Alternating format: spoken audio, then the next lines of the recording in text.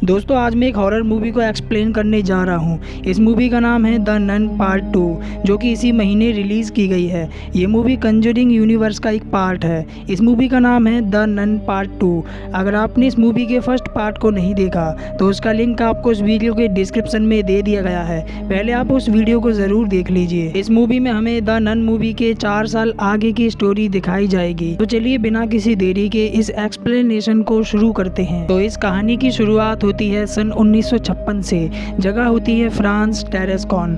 हमें एक जैक नाम के लड़के को दिखाया जाता है जो कि अक्सर चर्च में फादर की हेल्प करने के लिए आता था। जब जैक एक दिन वाइन रखने के लिए चर्च के चैपल में जाता है तो उसे एहसास होता है कि उसके आसपास कोई है। वो अकेला यहाँ पर नहीं है। वो डर जाता है। वो फादर के पास आता है और उन्हें बताता है कि चैपल के अंदर मैंने एक साया देखा है। फादर ये सुनकर पूरी तरह से हैरान हो जाते हैं। वो चैपल के अंदर आते हैं और तभी फादर देखते हैं कि वहाँ पर जो पवित्र जल रखा होता है वो अचानक से उबलना शुरू हो जाता है और देखते ही देखते पवित्र जल भाप बनकर उड़ जाता है। और तभी वहाँ पर नन यानी वेलक डीमन दिखाई देता है और वेलक डीमन फादर को हवा में उठाकर बुरी तरह उन्हें जलाकर मार देता है। और इसके बाद हम एक अनजान आदमी को वहाँ से जाता देखते हैं जिसके पीछे नन का साया होता है। इसके बाद सीन शिफ्ट होता है और हमें सिस्टर आयरीन को दिखाया जाता है जो कि अब एक दूसरे चर्च में बाकी सिस्टर के साथ रहती हैं। चर्च में नन बनने के लिए एक नई लड़की आती है जिसका नाम डेबरा होता है, लेकिन डेबरा ईश्वर पर विश्वास नहीं करती।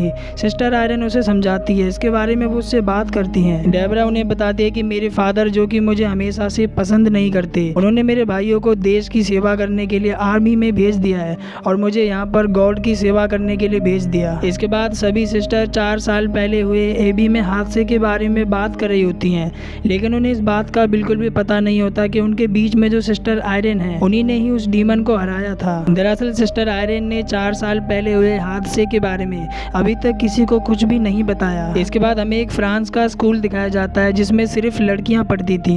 इस स्कूल को चलाने वाली मैडम का नाम होता है मैडम लोरेंटो। इसी जगह पर हमें एक आदमी को दिखाया जाता है जिसका नाम मॉरिस होता है। दरअसल मॉरिस को हमने मूवी के फर्स्ट पार्ट में भी देखा था जिसमें मॉरिस का नाम मॉरिस नहीं बल्कि फ्रेंची था। और यहाँ पर जो मॉरिस है वो स्कूल में छोटे मोटे काम करता है। इसी स्कूल में एक लड़की पढ़ती है जिसका नाम सोफी होता है। सोफी की मॉम इसी स्कूल में एज ए टीचर है। सोफी को अक्सर कुछ स्कूल की लड़कियां परेशान करती हैं जिनसे मॉरिस सोफी को बचाता है। सोफी की क्लासमेट ये कहकर उसे परेशान करती हैं कि मॉरिस तुम्हारा बॉयफ्रेंड है। मॉरिस सोफी को अपनी सबसे अच्छी दोस्त मानता है। वो उसके लिए एक ब्रेसलेट भी गिफ्ट करता है। हमें पता चलता है कि मैडम लोरेंटो का बेटा इसी स्कूल के चैपल में मारा गया था, जिसके बाद से मैडम ने चैपल में जाने के लिए सबको मना कर दिया। चैपल को पूरी तरह से बंद कर दिया गया है। इसके बाद दिखाया जाता है कि जब एक लड़की स्कूल में इम्पोर्टेंट सप्लाई को डिलीवर करने के लिए आती है, वो जिस रूम के अंदर जाती है उसे वहाँ पर मॉरिस दिखता है। मॉरिस यहाँ पर बहुत ज़्यादा अलग बिहेव कर रहा था। इससे पहले कि वो लड़की यहाँ से जाती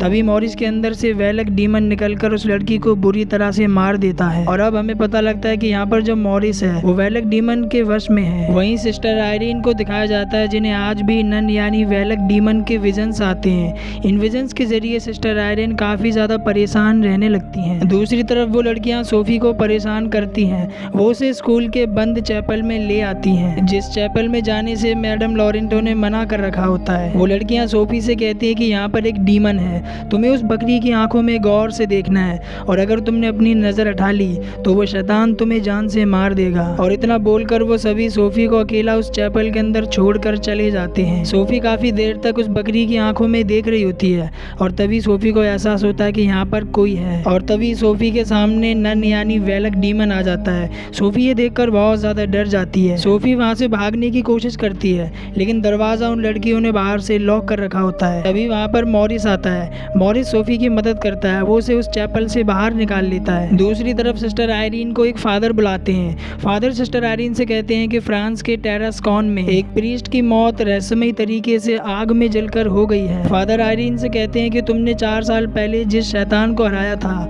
जिसका नाम वेलक है वो शैतान अब वापस आ गया है। तुम्हें इस केस की इन्वेस्टिगेशन करने के लिए वहाँ पर जाना होगा क्योंकि ये काम सिर्फ तुम कर सकती हो क्योंकि तुमने उस शैतान को 4 साल पहले हराया भी है। लेकिन यहाँ पर जो सिस्टर आयरीन होती हैं वो फादर को मना भी करती हैं क्योंकि वो इन सब मसलों में फिर से पड़ना नहीं चाहती। फादर आयरीन को समझाते हैं और उनसे कहते हैं कि इस अनहोनी को सिर्फ तुम रोक सकती हो। ये सवाल इंसानियत का है। सब कुछ सुनने के बाद सिस्टर आयरीन अपने डर पर काबू पाकर केस की इन्वेस्टिगेशन इन्वेस्टिगेशन करने के लिए फ्रांस जाने के लिए निकल जाती हैं। यहाँ पर डेबरा भी सिस्टर आयरीन का साथ देने के लिए उनके साथ आ जाती है। हालांकि सिस्टर आयरीन ने डेबरा को अपने साथ चलने के लिए मना भी किया था। इसके थोड़ी देर बाद सिस्टर आयरीन पहुंच जाती हैं फ्रांस के उस चर्च में जहां पर मूवी की शुरुआत में फादर को जलाकर उस डीमन ने मार दिया था। चर्च में आते ही सिस्टर आयरीन को विजन्स आना शुरू हो जाते हैं, जिन विजन्स में जैक सिस्टर आयरीन को एक तावीज देता है। चर्च में एक दूसरी सिस्टर भी होती हैं, जिनसे थोड़ी बातचीत करने के बाद सिस्टर आयरीन बाहर आती हैं। बाहर आने के बाद सिस्टर आयरीन को जैक खेलता हुआ नजर आता है। जैक सिस्टर आयरीन को बताता है कि जब मैं वाइन रखने के लिए चर्च के चैपल में गया था तो मैंने वहां पर एक काला साया देखा था। इससे पहले कि सिस्टर आयरीन जैक से कुछ और पूछ पाती, जैक अचानक से वहां से भाग जाता है। सिस्टर आयरीन जैक का पीछा करते हुए एक ऐसी जगह पर आ जाती हैं जहां पर बहुत सारी किताबें रखी हुई थी। तभी वहां पर बहुत तेज हवा चलने लगती है और तभी अचानक से किताबों के सभी पन्ने पलटने लगते हैं। किताबों के पन्ने पलटने से वहां पर एक नन की आकृति बन जाती है। सिस्टर आयरीन ये देखकर पूरी तरह से डर जाती हैं और तभी अगले पल नन बाहर आकर सिस्टर आयरीन का गला पकड़ लेती है। इसी दौरान सिस्टर आयरीन को कुछ विजन्स आते हैं, जिनमें एक नन को मारकर उनकी आंखें बाहर निकाली जा रही थी और तभी इसके बाद सिस्टर आयरीन पूरी तरह से बेहोश हो जाती हैं, वो नीचे गिर जाती हैं। तभी मौके पर वहां पर डेबरा आकर सिस्टर आयरीन को संभालती है। हॉस्पिटल में सिस्टर आयरीन को होश आता है। सिस्टर आयरीन डेबरा को बताती है कि आखिरी बार मॉरिस ने मुझे उस वेलक डीमन से बचाया था और उसी समय उस डीमन ने मॉरिस को अपने वश में कर लिया होगा और अब वो डीमन मॉरिस को किसी बड़े मकसद के लिए यूज कर रहा है। इसके बाद डेबरा सिस्टर आयरीन को एक ताबीज देती हैं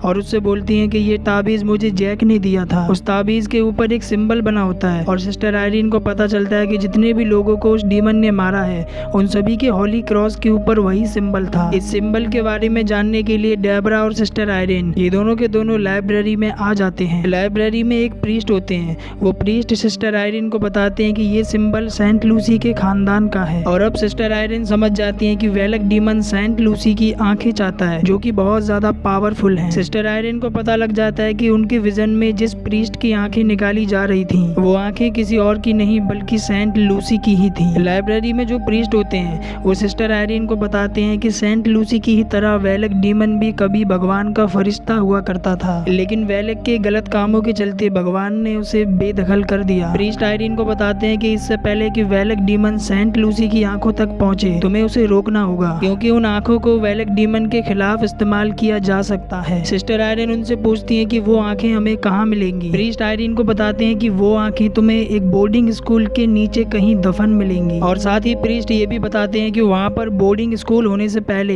एक वाइन की फैक्ट्री हुआ करती थी। ये सब जानकर सिस्टर आयरीन और डेबरा ये दोनों के दोनों वहाँ जाने के लिए निकल पड़ते हैं। वहीं सीन शिफ्ट होता है बोर्डिंग स्कूल की तरफ, जहाँ पर हमें मॉरिस को दिखाया जाता है जो कि बहुत ज्यादा अलग बिहेव कर रहा होता है। मॉरिस अपना सिर बार बार चैपल के गेट पर पटक रहा होता है। तभी वहाँ पर मैडम लॉरेंटो आती है। मैडम लॉरेंटो मॉरिस से कहती हैं कि क्या तुम ठीक हो, अगर तुम ठीक नहीं हो तो तुम्हें अपने रूम में चले जाना चाहिए। लेकिन मॉरिस यहाँ पर सिर्फ यही बोल रहा होता है कि मुझे नहीं पता कि मैं यहाँ पर कैसे आ गया। इसके बाद मैडम लॉरेंटो को चैपल से कुछ आवाज आती है, वो चैपल का लॉक खोलकर अंदर आ जाती हैं और वहाँ पर उन्हें उनका मरा हुआ बेटा नजर आता है और यहाँ पर मैडम लॉरेंटो को सब कुछ वेलक डीमन दिखा रहा होता है ताकि वो उन्हें इमोशनली हर्ट कर सके। वेलक डीमन मैडम लॉरेंटो के बेटे के जरिए मैडम लॉरेंटो को पिटवा कर मार देता है। इसके बाद मैडम लॉरेंटो की डेड बॉडी को यहाँ से ले जाया जाता है। सोफी, उसकी मॉम और बाकी सब ये देखकर पूरी तरह से हैरान हो जाते हैं। रात को दिखाया जाता है कि जब सोफी की मॉम मॉरिस के साथ डांस कर रही होती है तभी मॉरिस को अचानक से कुछ होने लगता है, वो नीचे गिर जाता है और तभी सोफी की मॉम देखती है कि मॉरिस के गर्दन पर उल्टे क्रॉस का निशान होता है, जिससे हमें पता लगता है कि वेलक डीमन मॉरिस के शरीर पर पूरी तरह से हावी हो चुका है। तभी वहाँ पर थोड़ी देर बाद सिस्टर आयरीन और डेबरा ये दोनों के दोनों पहुंच जाते हैं। सिस्टर आयरीन सोफी और उसकी मॉम को मॉरिस से दूर रहने को बोलती हैं क्योंकि आयरीन को यहाँ पर पता है कि मॉरिस वेलक डीमन के वश में है और तभी अचानक से मॉरिस को वेलक डीमन अपने वश में कर लेता है, वो उस पर पूरी तरह से हावी होने लगता है। सिस्टर आयरीन मॉरिस को रोकने की कोशिश करती है लेकिन वेलक डीमन जो कि मॉरिस के अंदर होता है वो सिस्टर आयरीन को उठाकर दूर फेंक देता है और मॉरिस चैपल की तरफ जाने लगता है। यहाँ पर डेबरा भी मॉरिस को रोकने की बहुत कोशिश करती है लेकिन इससे कोई भी फायदा नहीं होता। सिस्टर आयरीन उठकर पवित्र मंत्रों का उच्चारण करने लगती हैं जिनसे वेलक डीमन थोड़ा कमजोर पड़ता नजर आता है। इसी दौरान डेबरा मॉरिस के सर पर हमला करके उसे बेहोश कर देती है और इसके बाद ये सब के सब मॉरिस को अच्छे से बांध देते हैं। इसके बाद सिस्टर आयरीन और डेबरा ये दोनों के दोनों चैपल में आ जाते हैं ताकि ये दोनों सेंट लूसी की आंखें ढूंढ सके जिन्हें वो वेलक डीमन पाना चाहता है। सोफी सिस्टर आयरिन को एक विंडो के पास लेकर आती है जिस पर एक बकरी बनी होती है। वो सिस्टर आयरिन को बताती है कि पीछे से सूरज की रोशनी आने पर बकरी की आंखें बहुत तेज चमकती हैं। ये देखने के लिए डेबरा पीछे से बकरी की आंखों पर एक टॉर्च मारती है और तभी वहाँ से एक तेज लेजर लाइट निकलती है और वो लेजर लाइट एक जगह पर पॉइंट कर रही होती है। ये देखकर सिस्टर आयरिन समझ जाते हैं कि हो ना हो सेंट लूसी की आंखें इसी जगह पर हैं। और जब सिस्टर आयरिन उस जगह की खुदाई करती हैं तो वहाँ पर उन्हें एक बॉक्स मिलता है और इस बॉक्स के अंदर सेंट लूसी की आंखें होती हैं। और तभी इतने में यहाँ पर मॉरिस भी जाग जाता है। यहाँ पर जो डीमन वेलक होता है वो सभी लड़कियों को बुरी तरह से हॉन्ट करने लगता है। सभी लड़कियों को मैडम लॉरेंटो का घोस्ट नजर आता है। वहीं दूसरी तरफ सिस्टर आयरिन पर मॉरिस हमला कर देता है जिससे सिस्टर आयरिन के हाथ से सेंट लूसी की आंखें नीचे गिर जाती हैं। इससे पहले कि मॉरिस सेंट लूसी की आंखों तक पहुंचता, सोफी उन आंखों को लेकर वहां से भागने लगती है। मॉरिस भी सोफी को मारने के लिए उसका पीछा करने लगता है। सोफी उन आंखों को लेकर बेल टावर के अंदर आकर छिप जाती है और तभी उन आंखों से बहुत तेज रोशनी निकलने लगती है जिससे मॉरिस सोफी को देख लेता है। इससे पहले कि वो उसे नुकसान पहुंचाता